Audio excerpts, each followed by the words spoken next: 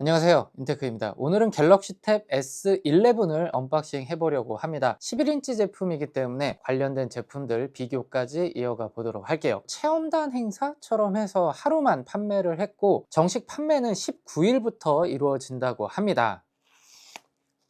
저는 그레이색을 구매했는데 실버 컬러가 훨씬 인기가 많더라고요. 사실 외형은 그렇게 많이 바뀌지 않았기 때문에 그냥 그대로 아니야? 일단 포고핀이 가장 먼저 눈에 띄네요. 아래쪽에 있는 게 아니라 뒷면에 있다라는 점이 키보드 북커버의 변화를 예고하고 있습니다. 자, 그리고 S펜이 바뀌었는데 이렇게 바뀌었구나. 전체적인 사이즈는 거의 비슷하고요. 앞면이 조금 더 연필처럼 바뀌었습니다. 다 좀 둥글둥글한 느낌이었는데 처음으로 이렇게 각지게 나온 것 같아요. 일단 뒷면을 봤을 때 충전부가 없어졌다는 얘기는 블루투스 기능이 빠졌다는 얘기예요. 사실 저는 블루투스 기능을 크게 많이 사용하지 않았기 때문에 체감되지는 않을 텐데, 만약에 리모트 컨트롤 기능을 사용했다고 하면 이번에 역체감이 있을 수 있겠어요. 자, 지금 제가 가장 오른쪽에 놓는 제품이 11이고요. 디자인적인 부분은 조금씩 차이가 있긴 하지만 큰 차이 없이 유지가 되고 있습니다. 사실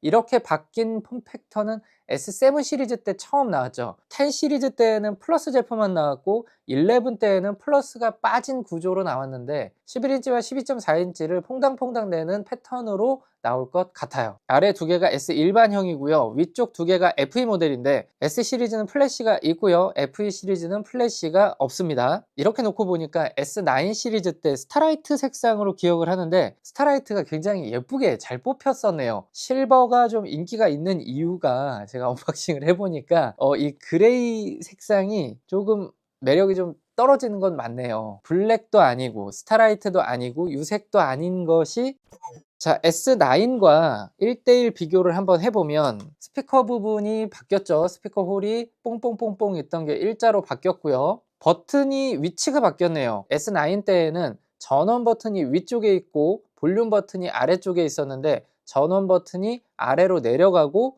볼륨 버튼이 위로 올라왔어요. 가로 모드를 사용을 많이 하시는 분들께서는 이 변화가 조금 더 편리할 것 같은데, 세로 모드를 주로 사용하신다고 하면 이게 또 헷갈릴 수 있습니다. 적응해 놨더니 또 바꿔놔 가지고, 그리고 아래쪽에 포고핀이 사라진 점 알 수가 있고요. S7, 8, 9 시리즈는 스냅드래곤 시리즈를 탑재하고 나왔고요. S10 때 처음으로 미디어텍을 탑재했고 11 때도 미디어텍을 탑재했어요. 아무래도 단가 문제도 있고 여러 가지 역학 관계가 있을 것 같은데, 유저 입장에서 봤을 때 삼성에서 미디어텍을 이렇게 중요하게 사용한다라는 부분은 아주 반갑지는 않지만 또 어쩔 수 없음이 또 느껴지기도 합니다. 최근에는 엑시노스 2600의 성능이 굉장히 좋아졌다고 하니까 다음 시리즈 때는 엑시노스를 좀 당당하게 탑재하는 모습도 기대를 해보겠습니다. 자, 그리고 FE 시리즈는 측면 지문 인식을 활용하고요. S 시리즈는 전면 지문 인식을 탑재해주고 있는데요.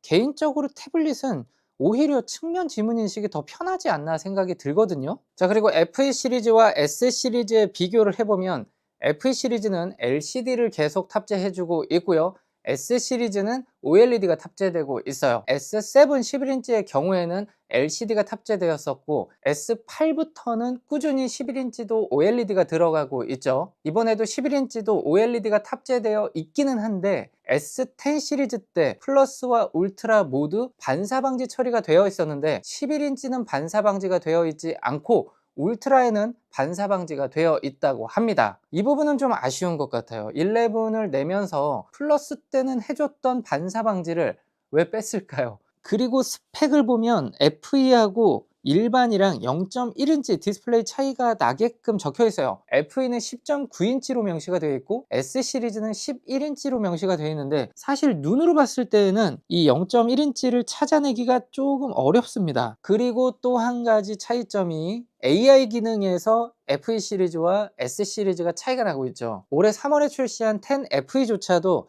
AI 기능들은 대거 빠져 있습니다. 유용한 기능으로 가서 보면 일부 인텔리전스 기능을 볼 수는 있지만 생성형 AI 기능은 싹 다 빠져 있다라는 점. FE와 S 시리즈의 끝나누기는 디스플레이와 AI 기능에 대한 부분으로 하고 있어요. 오, 디스플레이가 그래도 많이 밝아졌네요. 확실히 보자마자 좀 달라졌구나 라는 게 느껴질 정도로 쨍함이 있습니다. 특히 S9과 비교를 해보더라도 차이가 많이 나고 있네요. 얘가 지금 혹시 꺼져 있는 거 아닌가 싶을 정도로 S9이 좀 어둡게 느껴지고요. FE 시리즈들도 어둡게 느껴집니다. 디스플레이의 밝기가 정말 중요하다는 걸 다시 한번 느낄 수 있게 해주고 있네요. 혜택 신청은 9월 19일부터 운영이 된다고 합니다. 체험단으로 구매하신 분들께서는 아직은 신청이 되지 않는다는 점 참고해 주시고요.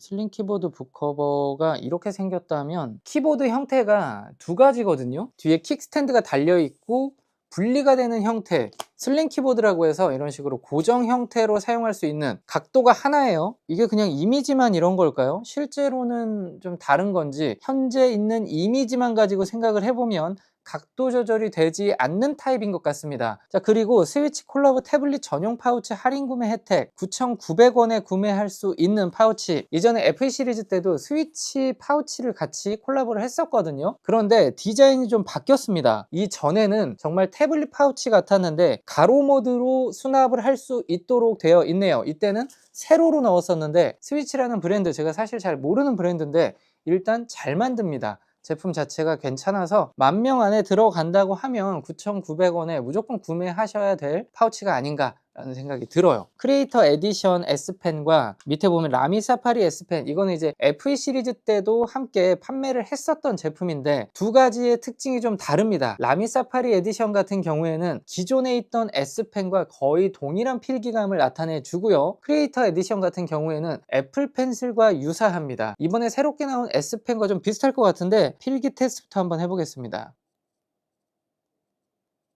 기존 S펜도 한번 써보겠습니다. 그리고 크리에이터 에디션, 그리고 라미 사파리, 그리고 라미 사파리 에디션도 이 가운데 보시면 버튼이 하나 있어요. 지우개를 쓰실 수 있습니다. 이렇게. 그리고 S펜 프로까지 한번 보겠습니다. 저는 사실 라미 사파리 에디션이 필기하기에 가장 편했어요. 제 손에 잘 맞는 것 같아요. 볼펜을 쓰는 느낌이 들면서 굵기도 적당하고 일반적인 볼펜 만년필 느낌이 좀 나서, 단점은 붙이고 다닐 수 없다는 점이 좀 단점이에요. 바뀐 S펜이 크리에이터 에디션과 좀 유사하게 바뀌었습니다. 기존 S펜의 경우에는 인식이 되는 부분이 굉장히 샤프하게 떨어져 있기 때문에 정말 글씨를 쓸 때 유리했다면, 크리에이터 에디션과 이번에 바뀐 S펜의 경우에는 조금 기울여서 사용을 할 때, 그러니까 색칠을 할 때에도 조금 더 민감하게 반응하도록 바뀌었습니다. 기존 S펜 8.7g, 바뀐 S펜 7.9g, 크리에이터 에디션이 10.6g, 라미 사파리는 18.9g, S펜 프로는 13.9g. 구매 혜택을 통해서 펜슬을 구매한다고 하면 라미 사파리 에디션은 저는 개인적으로는 추천드리는 제품이에요. 자, 그리고 또 한 가지 비교해 볼 만한 제품이 있습니다. 이거 제가 진짜 리뷰를 해드려야 되는데 준비는 다 해놓고 계속 좀 미뤄지고 있는 안타까운 제품인데요. 비보패드 5 프로인데요. 이 제품 진짜 좋거든요. 제가 사용하면서 진짜 중국의 기술력이 뻥은 아니구나, 잘 만드는구나 라는 거를 느끼는 게 사실 비보 라인업 제품이에요. 비보패드 5에 들어있는 칩셋은 디멘시티 9400입니다. 9300 플러스가 들어있던 S10 플러스 싱글 2200점, 멀티 7358점, S11 9400 플러스가 들어가 있고요. 싱글 2688점, 멀티 8552점이에요. 미디어텍 9400이 들어있습니다. 싱글코어 2515점, 멀티코어 7364점이 나왔어요. GPU 스코어 오픈CL 기준 S10 플러스 12262점, S11 2480점, GPU 스코어 오픈CL 기준으로 25537점이 나왔습니다. 벌컨 기준으로 보면 그래도 차이가 나네요. 22200점, 비보패드 5 프로는 25924점. 재부팅을 하고 다시 한번 해보겠습니다. 차이가 많이 나는데요. 벌컨도 지금 3000점이 넘게 차이가 나기 때문에 일단 디스플레이 성능은 상당히 눈에 띈다라는 점 말씀을 드리고 싶고요. 밝기 측정을 한번 해보겠습니다. 밝기는 지금 제가 봤을 때 이 중에서는 짱 먹는 것 같습니다. 일반으로 했을 때 바로 600 칸델라가 나오고 있어요. 1060까지 찍고 있습니다. 스펙상에 1000니트 보여주고 있어요. S10 플러스 올라가는데요. 500 칸델라를 넘기지 못하고 있어요. 비보 패드 5 프로의 경우에는 630 칸델라까지 나오고 있네요. AI 기능은 동일하게 되어 있을 거예요. 포토 어시스트 그대로 들어있고요. 통화 어시스트만 빠져 있어요. 자, 스피커 테스트 해볼게요.